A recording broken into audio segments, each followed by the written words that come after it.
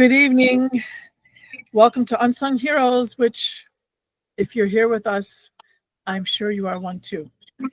And what do I mean by that? Well, you know what? I looked up Unsung Hero. No, I looked up hero on the phone just to see what the Webster or whatever said. And it said nobility of purpose, when you live your life with nobility of purpose. And that is, there were a bunch of other descriptions too, but nobility of purpose is in a nutshell what we're going to talk about today. Is what does it mean, and how do we do it, and why do we do it? Most importantly, why do we do it? So we generally tend to think of a hero as like Alexander the Great, or Thor, or Gandhi, or maybe like I don't know, Wyatt Earp, or one of those Western guys, or maybe even Abraham Lincoln. So we tend to think of heroes as being someone that did a big thing in a big way, and centuries later, we're still admiring that person. But that kind of, while that's wonderful to do big things, we are certainly not, how many out of 7 billion of us, we can't all do big things in a big way. But that doesn't mean we can't do big things in a little way, in a way that we can make a difference in this world. And seriously, if you add up 7 billion people on the planet doing good things in a little way, that adds up to way more than one person doing things that affects, I don't know, 1,000 or even 1 million. So we can, when we make someone smile or laugh, when we do the right thing, even if it's a simple thing like you're at the grocery store and they give you, I don't know, $5 extra change, or even 50 cents extra change, you hand that back. Oh, you made a mistake, or here, this is actually yours. You help somebody get into the bus, right? Because you got to go up those steep stairs, and maybe you're standing there and you help the person come up. All those little things, those are heroic, because you go out of your way, and again, you have that nobility of purpose. Because you're doing it not because it's going to benefit you in any way materially. We know that spiritually it's going to benefit you, right? I always like, oh, that's another brownie point. I get another brownie point, when I go home. But that's not why you do it. You do it because you have nobility of purpose. You do it because you are wanting, you see a need, somebody has a need, and there's something that you can do to make it better. So earlier, checking in with Source about this unsung hero thing, and they were like singing and glowing and wrapping their arms around the world, around all of us, like it's that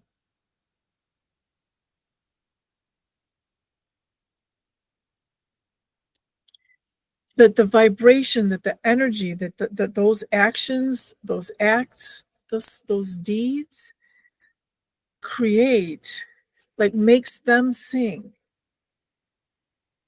And here's another thought. You know how we have talked about this before? You choose when you're going to be here. You're going to choose where you're going to go, and you choose when, which planet you're going to, what gender you're going to have.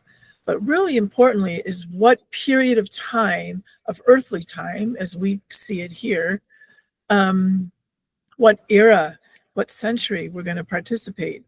And this time, right now, all of you, all of us that are here now, that is heroic in and of itself, because this is a difficult time to be here, to try and pursue your spiritual essence, which is why you come, right? You're a spiritual being, and you come here for whatever purpose, and we've talked about that, and we'll be talking about that again, I'm sure, 100 times over the years. But to choose to come here now, when it's so challenging, when we are just constantly distracted by all the technology, by material gain, by wanting to get ahead and get ahead and get ahead by the lack of community and the lack of unity, the lack of love, the lack of family, the lack of health. It's a tough time to be here. So, I used to always say, oh, when we go back home, we're going to be dining out on this for eons, right? That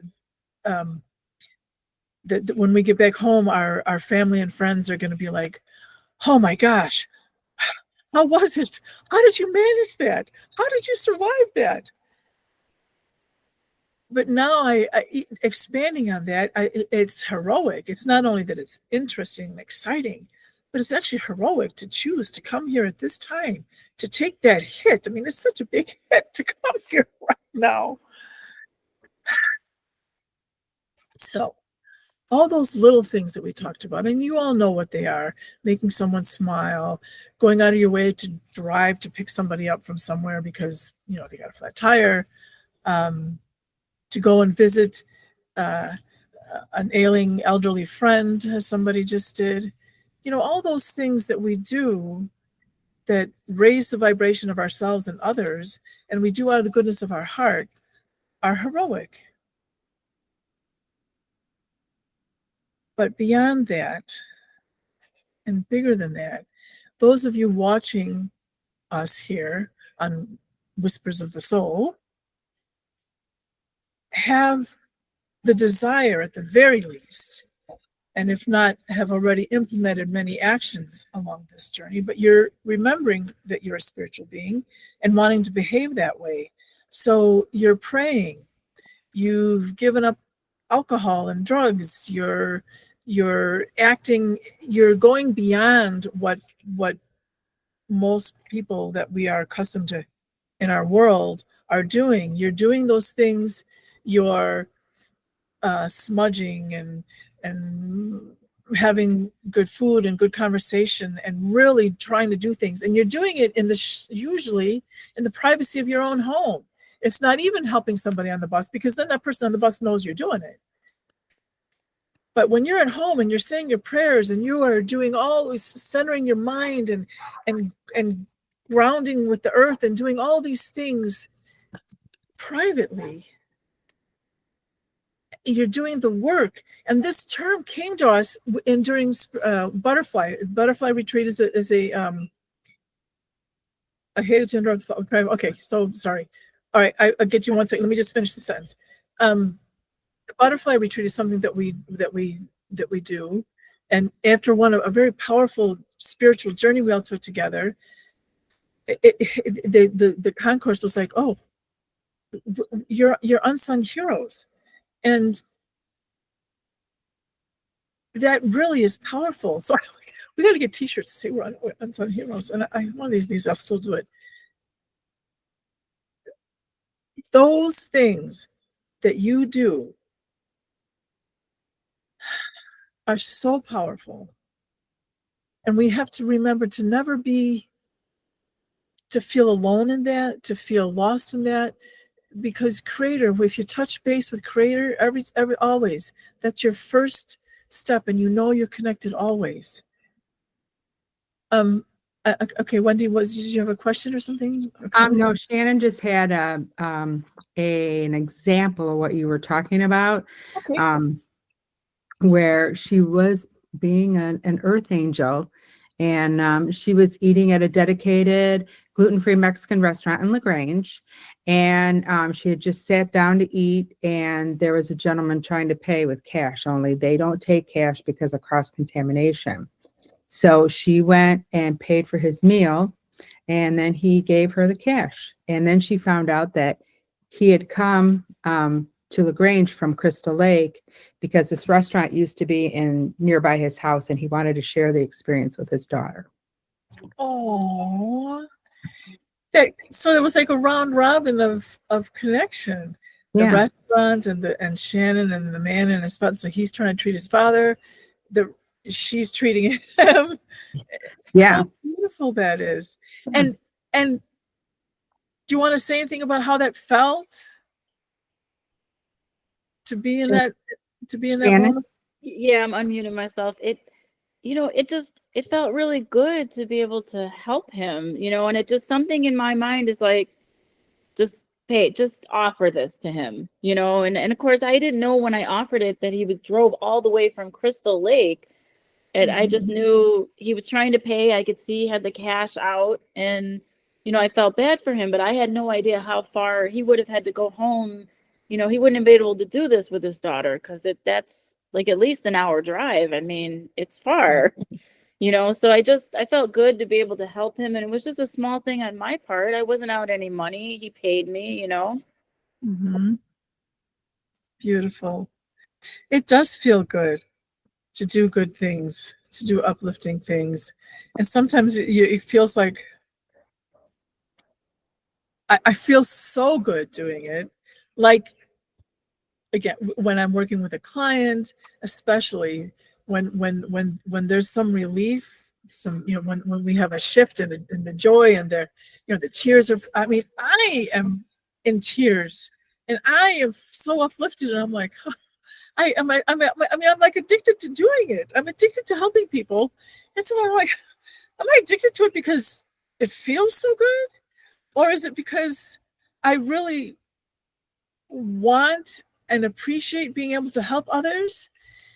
And then, of course, I go into that little thing in my head like, oh, well, if you're doing it to make you feel better, then, that's really not giving. It's kind of selfish. But I sat with it and I realized that they go hand in hand. Yes. I mean, for me to deny that I'm helping somebody and to deny that I feel good about it, then that kind of like makes the balloon pop, right? It doesn't, it kind of takes away from the honoring and respecting of it, because always it's done, anything that we do is done within the confines and the restrictions of what Creator allows, right? I mean, I couldn't, like a man going into a burning building, if Creator was like, no, I don't want you to go in that burning building, he's not going in the burning building to help anybody. It's always done within the restrictions of being allowed to do it. And I mean, we still have free will, but sometimes, Creator is just like, nope, that's not happening. When you hear stories, somebody attempted to, go home early, and Creator's like, nope, not going to happen. And they like some marvelous, saving or whatever. Yeah, Shelly, you had or Wendi, you had a good question when we talked about this morning. I forgot what it was. Do you remember? No. I mean, the only question that I had, that I came up with this morning, I came up with, Shelly and I had a conversation, and I came up with some more, but was just that, how do you get off how do you change the mindset from I need to achieve certain things to be enough? Like, why isn't just being enough? Like, the small kindnesses, why isn't that enough? Yeah. And I think that is a very powerful aspect of this, right? Because we have been so conditioned that being enough is like, especially for women, right? For women, we're supposed to be, we're supposed to always be attractive, our hair, makeup, whatever it is that we see as attractive. We're supposed to be a good mother. We're supposed to be a good housekeeper. We're supposed to stay in shape, go to the gym, do the Pilates, all this stuff. Mm-hmm. Be a good cook, be a good wife, however you define that. And how your spouse defines it.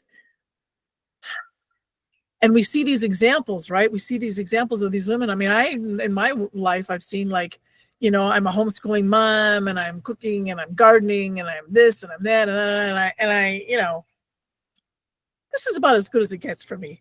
I really don't do the makeup. I don't, my hair is whatever it turns out to be. And, my big splurge is I love necklaces. So I always, have a necklace on or something. That's my big dressing up. But anyway, so, here I be looking at my, maybe not ratty self, but, certainly not, I'm not getting on the cover of any magazine. And there'd be the woman, she's in great shape, and the kids are all perfect, and they got the great clothes, and then this and that, and then they bring the perfect salad to the potluck or whatever, and you're like, ugh. I'm never going to get there. I can't do that. And then on TV, you see the examples. We all know what we're talking about, right? We all have these examples of somebody who seemingly is like has it all together, and so it's so easy for us then to be like, well, I'm less than. I'm not. I am not on par with that person. Not even that person is the most perfect, but wherever they are, I'm not there.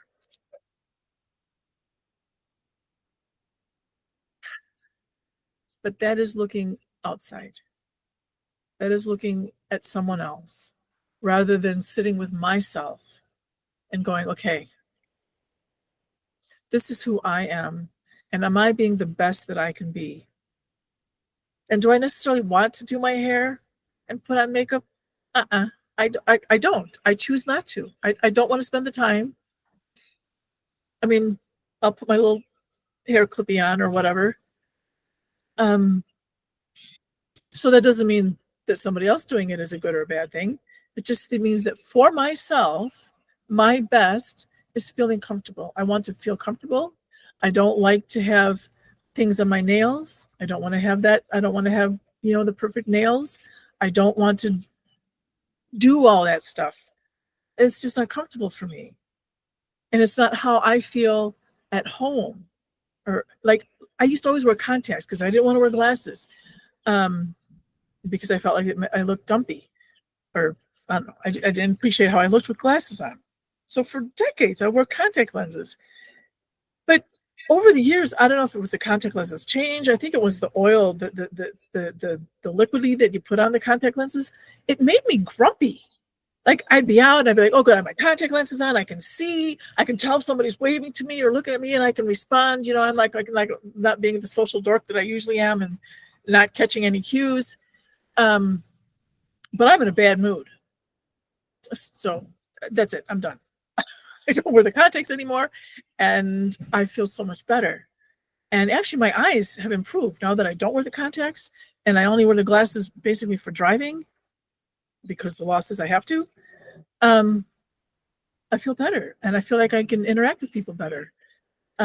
So finding like what suits you, and doing your best, and not comparing to somebody else. And then recognizing, again, this whole thing, our whole purpose here at Whispers of the Soul is to help people to remember that you're an eternal being. We are eternal beings. We are here on a visit, and we're going home. And the things that matter, the things that we're going to take with us, have nothing to do with money and fame and beauty and any of those things. It's our heart. How purposeful we are in our living.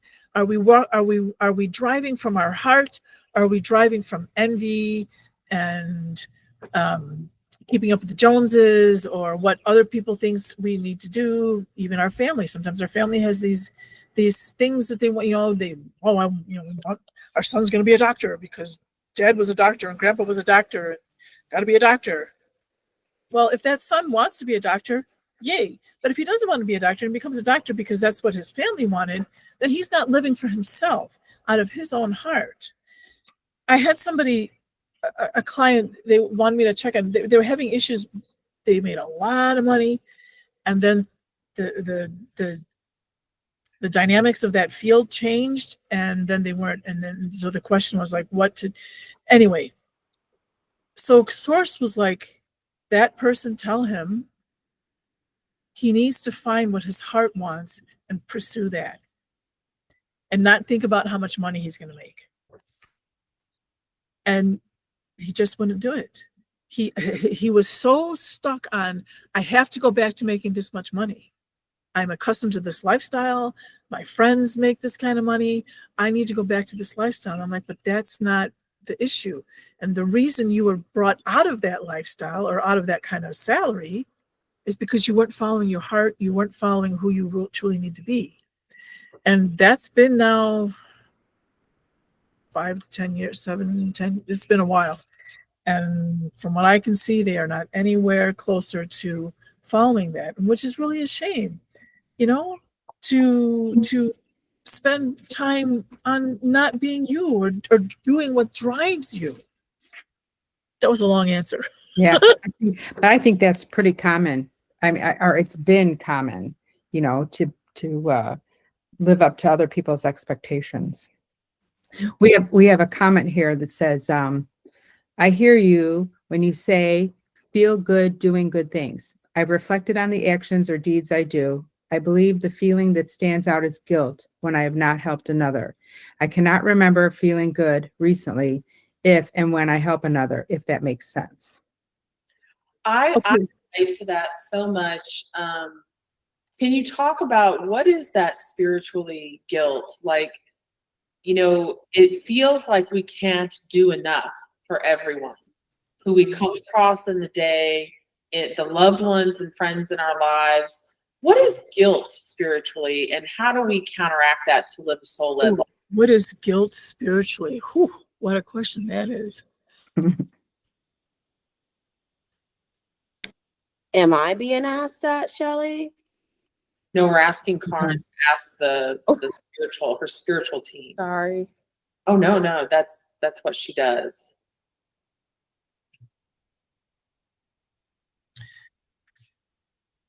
It's like and we're talking about guilt because you want to do it, not guilt because you think somebody might, guilt for the right reasons. Right. It's like because you have the love there and the desire and the wanting to do it, and then for whatever reason you choose not to do it, and then you feel like your love is in pain. The love, which is the essence of who we are, is in pain because we felt like, oh, that was my essence, my love that I did not share. And you have to share love. I mean, that's what it's for. It's not just, it is for you, right? But it's also a universal thing in how we connect with one another.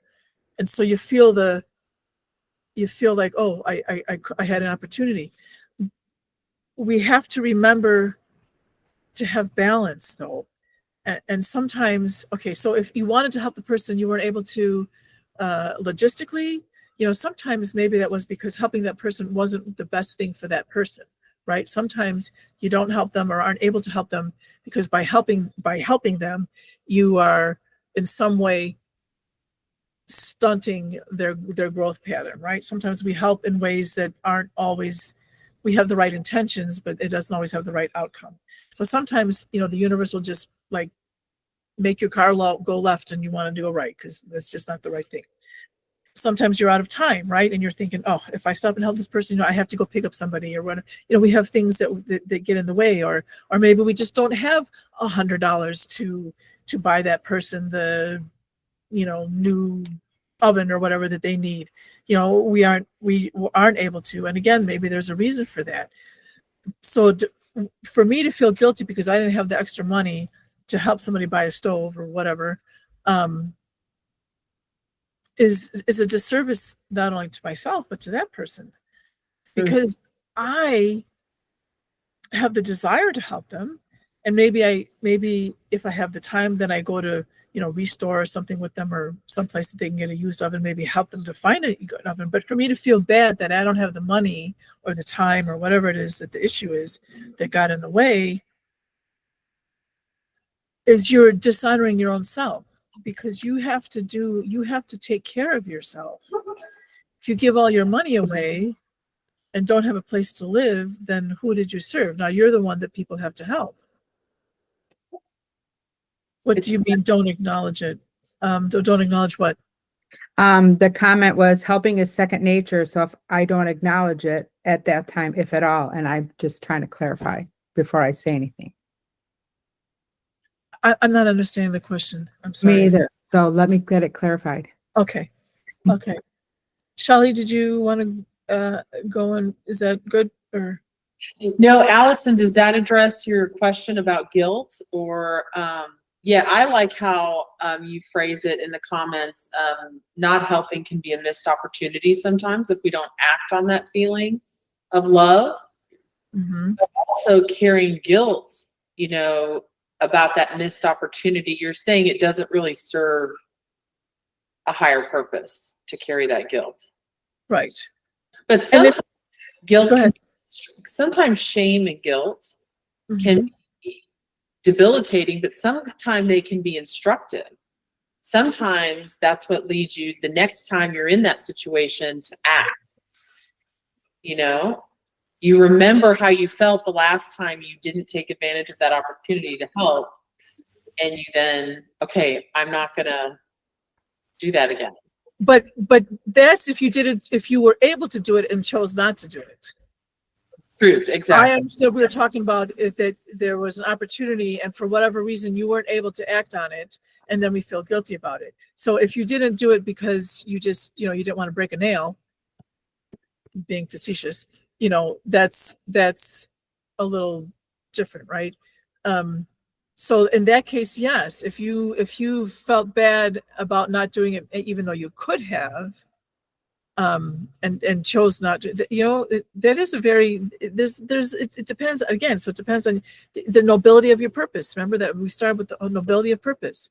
If you had nobility of purpose and weren't able to do it, there's no need for guilt.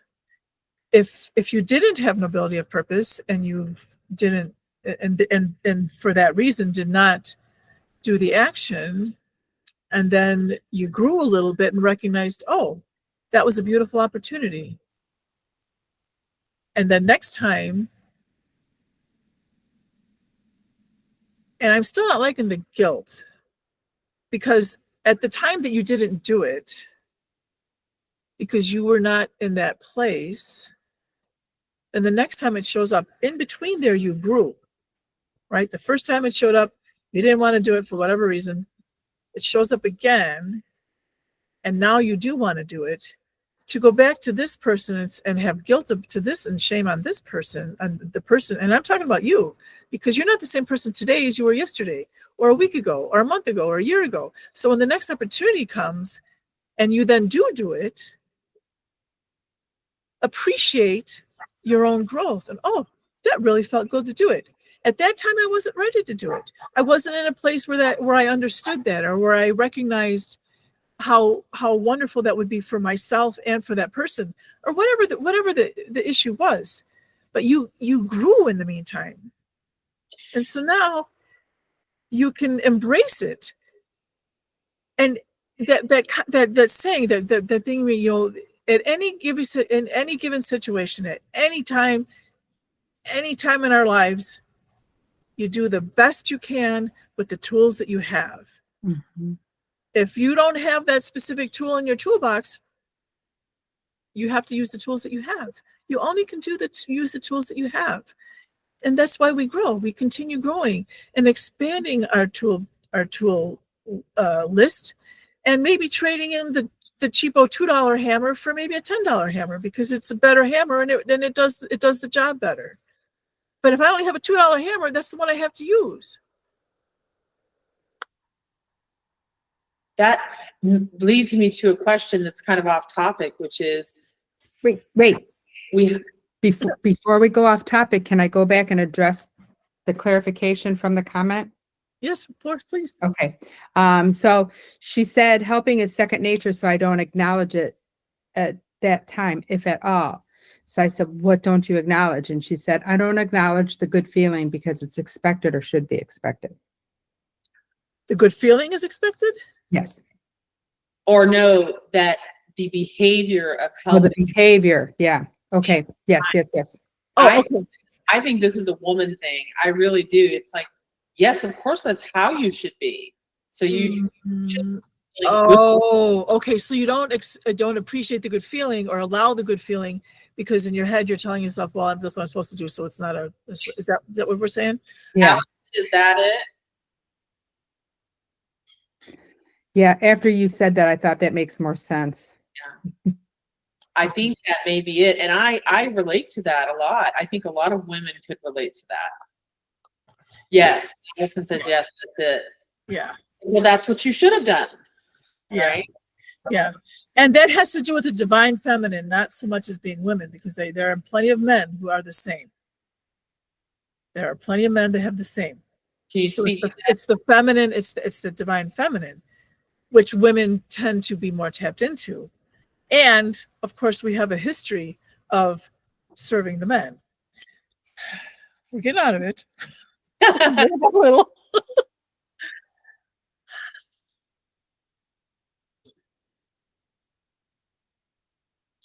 I feel like there's room for acknowledging that it is expected, externally, and for appreciating it at the same time. I don't think they're mutually exclusive. Does that make sense? Does that help? You don't have to you don't have to not feel good because it was expected. You can allow yourself to feel good and appreciate that. And if you cut off, here's another thing. Everything is connected. You do a good deed for somebody and you don't allow the good feelings, what did you just do? Negated you minimized. Huh? Yeah. It negates it. Yeah, you minimize the effect of what you did. That was my question, which is, what is spiritual wisdom in allowing yourself to feel good about an act of compassion or kindness? Like, a popular word right now in our culture is narcissism. Is that not narcissistic? Yeah. We could do a whole thing on narcissism.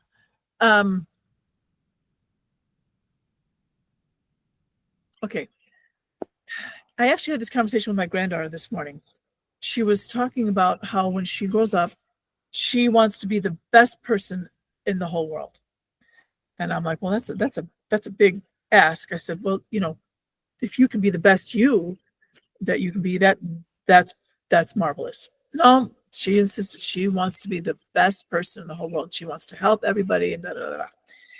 And then she said, but not the people that are mean or have not, that have hurt me, or I don't remember the verbiage exactly. And I said, you're young still, but when you get older, you'll maybe understand this better. That often, if not all the time, those that hurt us need the most love and compassion because they have been hurt. Those people that are mean and selfish or whatever acts that they do that throws us off, they're the ones that need the most love.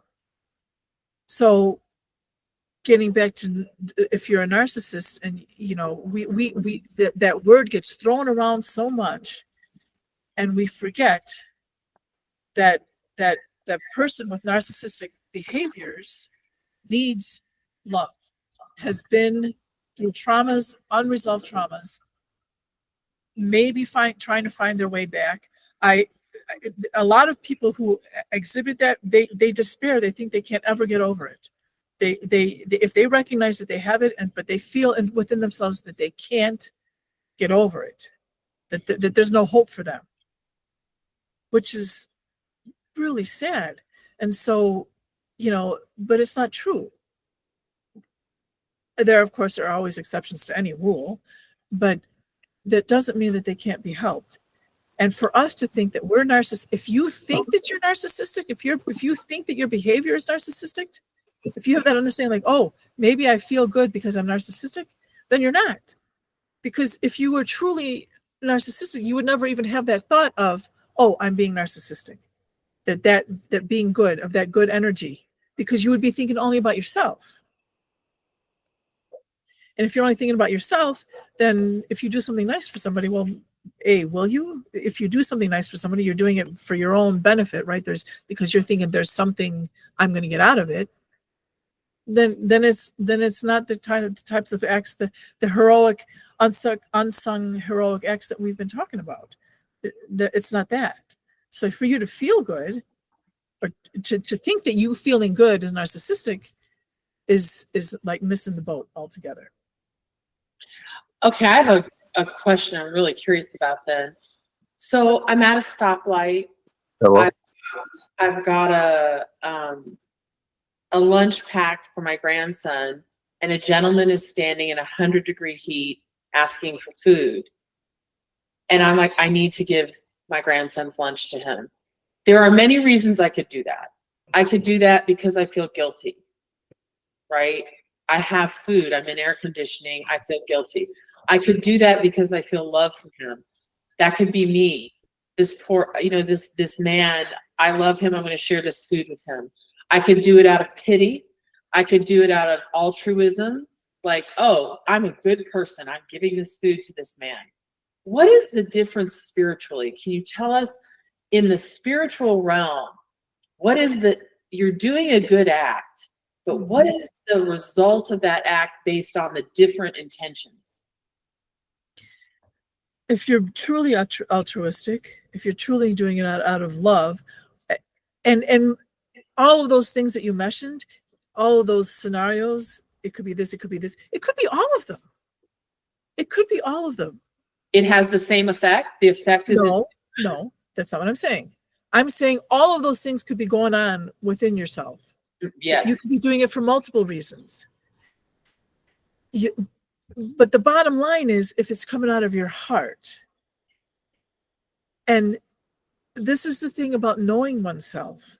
So if you're like in doubt about that, later that day, when you have time, when you go to bed, whatever, you can sit back and reflect on it and go, where did that come from? Why actually did I do that? Did I do that out of guilt? Did I do that because the car next to me, they saw me do it? Oh, they think I'm cool, or I wonder, whatever. Did I do it? All of those reasons. There's so many reasons, but you have to sit back and reflect with yourself. Why? And the more you understand yourself and how you did it, then your love action grows. As far as how it affects the different, it's the same as what we said earlier. If you don't allow the love and joy to be part of that transaction, it's not as powerful as if you are doing it from love. It's the same thing. If you do it because of some selfish reason, then the energy of it is not the same as if you do it out of love. Kaaren.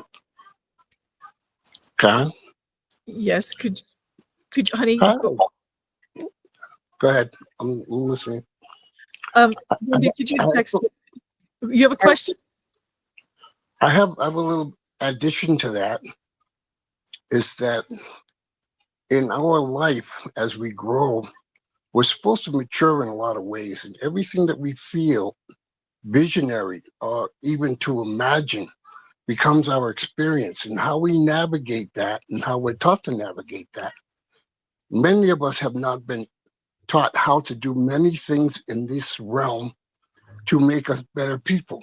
Most of us have been taught to survive and to get what you can get when you can get it. This is not the right way, but this is how our experience as human beings are to become beings of spiritual attitudes. And this is how we change. Our heart, the receptors in our heart make decisions for us that will eventually turn us into the person we will become or we will not become. And that is narcissism is just turning into another 4-letter words with so many other letters, and the answer is all about love and helping another human being recognize their own flaws. But thank you for letting me talk. Now I'm just going to listen. I've been really interested in what's been going on here. Thank you. Thank you, honey. That was my hubby. And I can tell you that so much of since we've been together, both of us have grown so much, and it's been a challenge. And sometimes I'm growing not because I want to, but because I have to somehow navigate this relationship. Mm-hmm. But at the same time, I'm so appreciative of being, because anything that pushes you to grow is a gift. And that man has pushed me to grow. So, doing the heroism and pushing yourself to grow and doing things that step out of your comfort zone and allowing yourself to be who you want to be. Because we're all here growing and growing and growing and growing, hopefully. Some of us faster than others. Some of us get further than others in this realm. Remember this realm just being a drop in infinite drops. So we don't need to beat ourselves up if we don't get as far as we thought we would. And we certainly can't do that comparing thing. Like if I sit here and compare myself to Gandhi or somebody, I'm just going to be beating myself up for the rest of my life. You have to compare yourself to yourself and do the best for you. That's a big ask. That's a hard thing to do, right? How do you do that? Do you have spiritual tips for doing that? For not comparing yourself, for really staying in who you are and what you need to do? Well, again, you have to spend the time within. Looking without, like I could look at Wendi's lovely curtains back there and go, I love how she has the twinkle lights and how the energy coming out of that room. And she's really got that down. Now I can take that as something, as an example that I can think about implementing in my life within myself and go, oh, is that going to work for me? Is that the best, is that kind of energy what I want in my room, or am I wanting it because she has it? So I can take it as an example, certainly, of, oh, that's something to strive for. But if I sit there and go back to my house and go, oh, look at my curtains. I don't have any twinkle lights. They're not red, and they don't contrast, or they don't bring out the warmth of the yellow of the walls. I'm not getting anywhere. I have to go in my space. And I'm using the room as an example because clearly I'm talking about our own selves and what's going on in our heart and our mind and our gut and everything in our self, in the what is the self, and not comparing to somebody else. Trusting in myself and my journey, appreciating and seeking the lessons, and always falling back to creator, fall back to creator, fall back to creator. Some of these things with there are things that are going on in the world, and I can get despondent over, especially because I have children and grandchildren, and we want we don't want these things for anybody that we know, or even anybody really. I mean, specifically for anybody we know, but in my world, I feel like nobody should have to have these things. This is just awful. And I can get myself like, okay, caught up in the pain of that. But if I bring myself back to creator and go, okay, I have my connection to creator, and I have to let all of that go. I have to let go of what anybody else is doing. And say, and being like, okay, this person is doing these awful things. That's between them and creator, not me.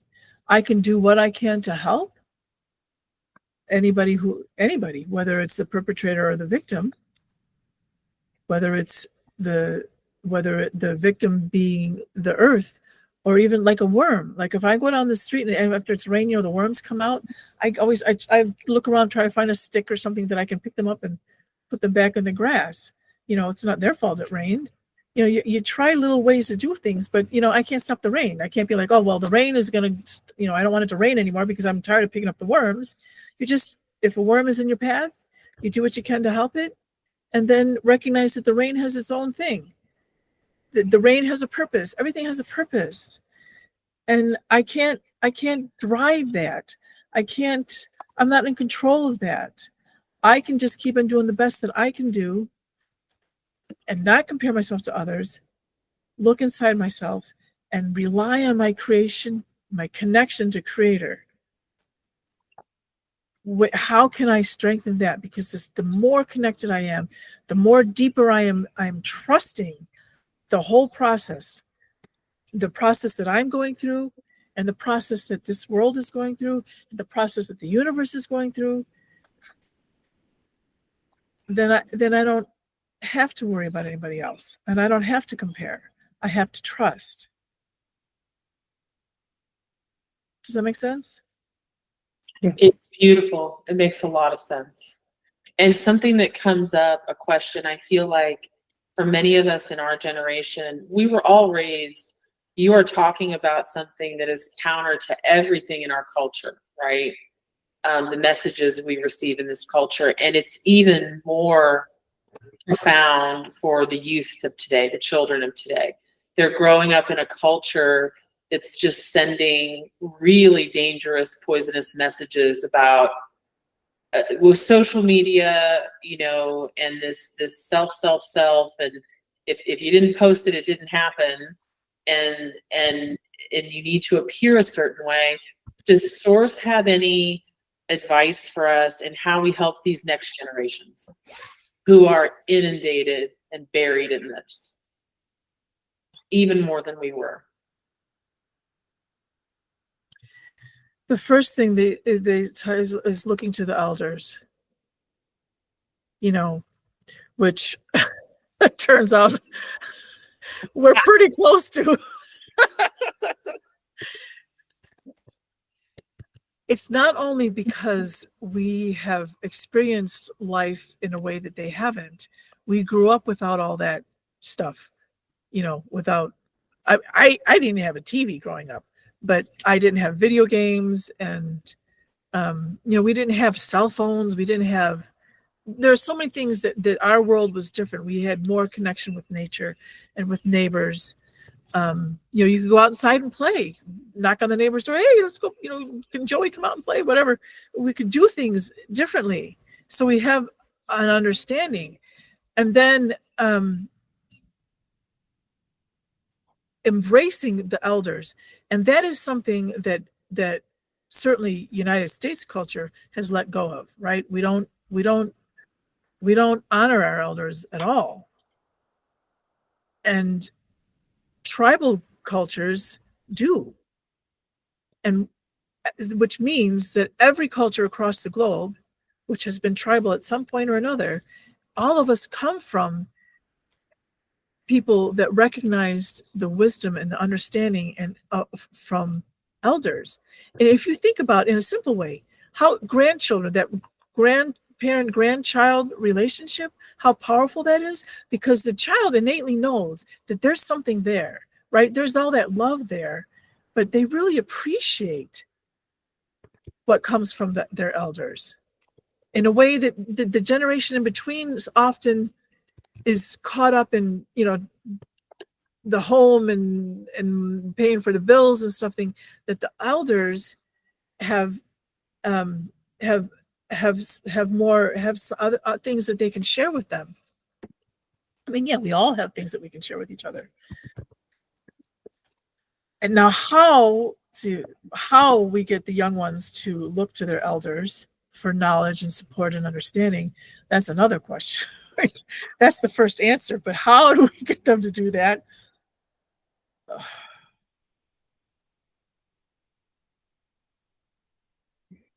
We just have to keep striving, and then look to cultures, you know, Native American cultures that is something that they share, that they try to instill in the young ones. And there's a lot we can learn from cultures who are still adhering to some tribal ways of being. Not that they have it all, that all tribal people all everywhere have it all together, but there's a bit more of an understanding that we can look to that. But we can share, we can do the same. We can try and instill that. And that, you know, you can do that in your home. Like if you're a parent and you have young kids and you're allowing them to be disrespectful to others, that's not helping, right? So, you know, we have a responsibility to teach our children to respect themselves and their parents and their siblings and their elders, and that's a start. Let's see. Yeah, exposure to real life. And as we define real life as being spiritual beings, as recognizing that we are all spiritual beings, but as being more aware and awakened, we just keep helping. And then like we just watched Coco today. I'd never seen it before, and it was so beautiful about that whole understanding, explaining to the children that understanding about their ancestors are continually with us. So we as we move on, we really have to focus on helping these future generations. And this is a whole nother topic. It doesn't mean that's all you're doing, because you're in multiple dimensions when you're out of here. We think that we're in one dimension here. That's kind of how we drive. But when we leave here, we can be doing our own thing and at the same time be helping those still here. There's been a messages flying through. I got there's a couple here. One is navigating my beliefs a hit and miss path? Navigating your belief a hit and miss. Well, unless you somehow got the manual on how to get it right first time every time. Yeah. Yay, I got the answer right. I answered back and I joked, and then I was like, wait, no, this is really true. The other thing is, does spiritual wisdom become a reality when we realize we create our own confusion until we settle into the simplicity of your own energy flow, walking each day? You know who said that, right? Yeah. But it's beautiful. It's beautiful, isn't it? Yeah. And that's what we've been saying. You got to come back to yourself and your relationship with Creator. Mm-hmm. Which by default is spiritual and spiritual wisdom. That's who we are. And the more we recognize who we are, we're eternal beings. We are here for a drop. And the more we recognize it, the more we take those steps, every day, little by little. Are we going to get it all perfect right away? Not me. And I get so far and I'll reflect on that. You know what? I handled that today pretty well, that situation. And then next week it comes up again and I fall down. That doesn't mean I failed. It's a good lesson. It's a good lesson to keep falling down. It's when you quit getting up that it's a problem. Yeah. That ties back into another comment that was made about what would Source tell us about how to handle self-doubt, self-criticism, self-hatred, those kind of things. Okay, their first thing is to is like they're showed like their hands coming in like into your heart. It's the love, like to remember that no matter what, whether you're in a palace or on Skid Row, that you are loved so far beyond anything you can understand or believe in this earthly shape and form. Is to somehow remember that. Remind yourself that I am loved. Regardless of the situation that I'm in, how I look like, where I am, that I am loved. No matter how many mistakes I have made, no matter how many people I've hurt, no matter how many times I've fallen down and, quote, failed, that I am loved. You have to somehow find your way to understanding that and believing that, because it's so easy for us to hate ourselves and discount ourselves. So if I am loved, there is something in me that is lovable. And if I am lovable, then I'm coming from love, and I respond to that and find ways to respond to that and go, okay, I am lovable. So so maybe I have envy sometimes. Maybe I am mean sometimes. Maybe I'm this, but I am on a journey and I'm growing. and check back in with yourself. You constantly have to check back in with yourself. Ideally every day, but maybe you do it once a month or once a week or whatever. But you have to make it a practice to look at yourself, have a conversation with yourself, and recognize your beauty. And if you made a mistake, that whole thing about the tools that you have, you do the best you can with the tools that you have. And then go, okay, I did the best I had with the tools I had, but you know what? I think I need a better tool. Okay, so what does it take to get that better tool? I'd like to be more compassionate. How can I be more compassionate? Look at yourself. Why am I being not compassionate? Where am I hurt inside that is cutting off my compassion or minimizing my compassion? Okay, something happened when you were a child or whatever it is, but find it and address it and look at it and work on it.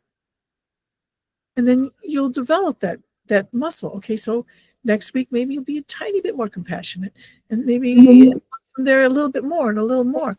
But if you haven't found your reasons of why you're falling down, then how are you going to fix it?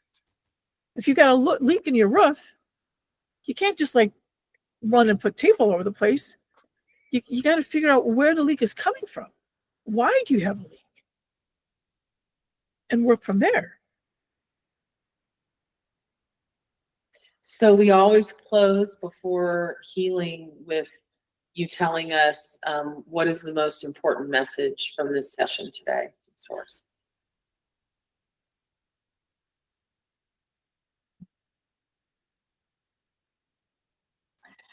It's I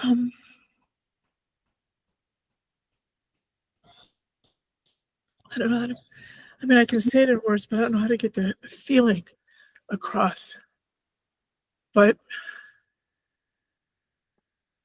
to somehow recognize, accept how deeply loved we are.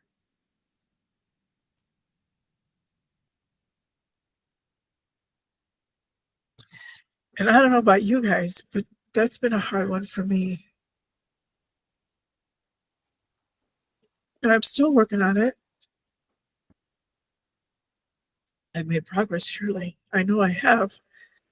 But what I just felt and what they're trying to convey to us, oh, it's so, so beautiful. And if you carry that with you, maybe you're not conscious of it 24/7. But if you carry that with you, everything just rolls from there.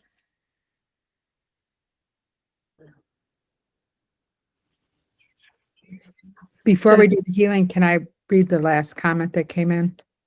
It ties in beautifully.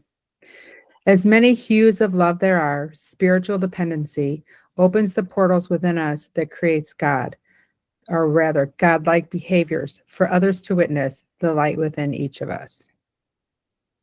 Beautiful. Beautifully said. Yeah.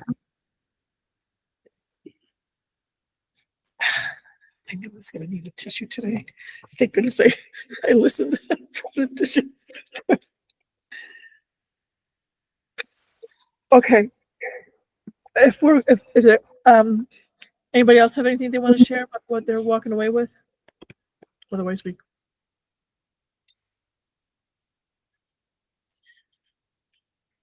Okay. Nobody? Okay. Okay. For this portion, we end with healing energy that I ask for from the concourse, from the universe, from love, and somehow it comes through. And you sitting there, whether you're on this call right now, or you watch this video on YouTube tomorrow, a week from now, the ones from 10 years ago, those still work. How that is true, I don't know, but it still works. So be comfortable and allow. Try to not have any of your joints stiff, like nothing rigid in yourself, but straight, so that you can allow flow through your spine. that comes from the spine, but nothing stiff. And I will send it as long as it's needed, and then when it's done, then I will shut off. But that doesn't mean that you have to stop. You can sit with it. You sit with it as long as you like. I'll just stop the recording, and you'll be on the call, and you just sit with it as long as you feel like you need to. Sit with it, lay down with it, whatever feels comfortable for you. Okay? I'm going to say my prayer again.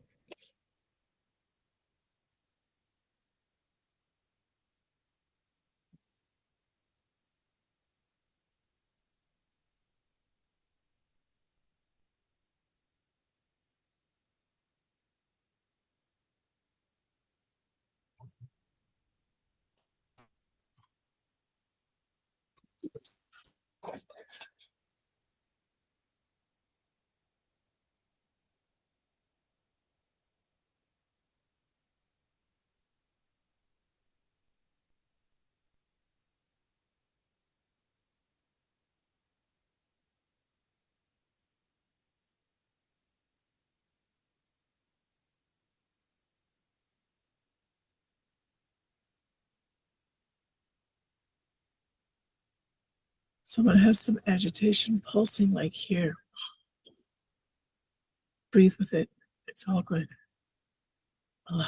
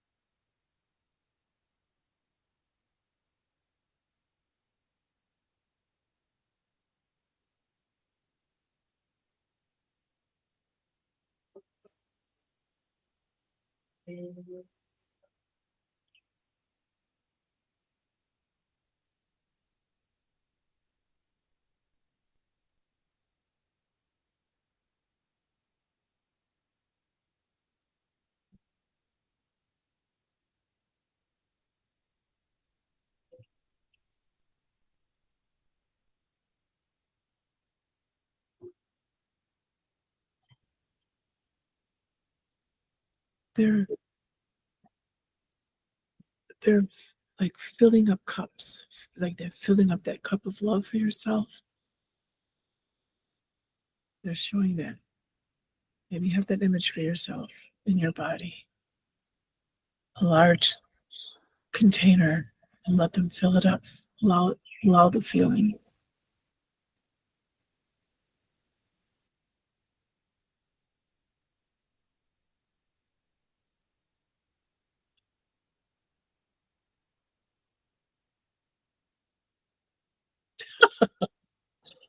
And silliness. They're like, don't be so serious. Get some silliness.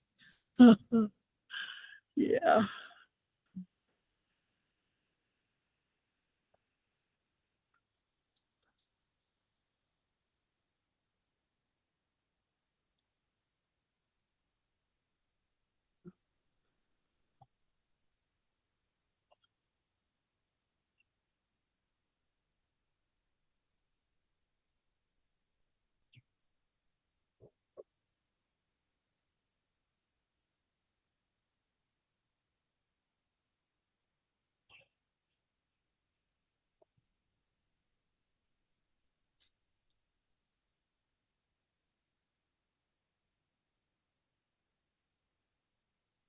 All right. Stay with it as long as you like. I'll see you next week.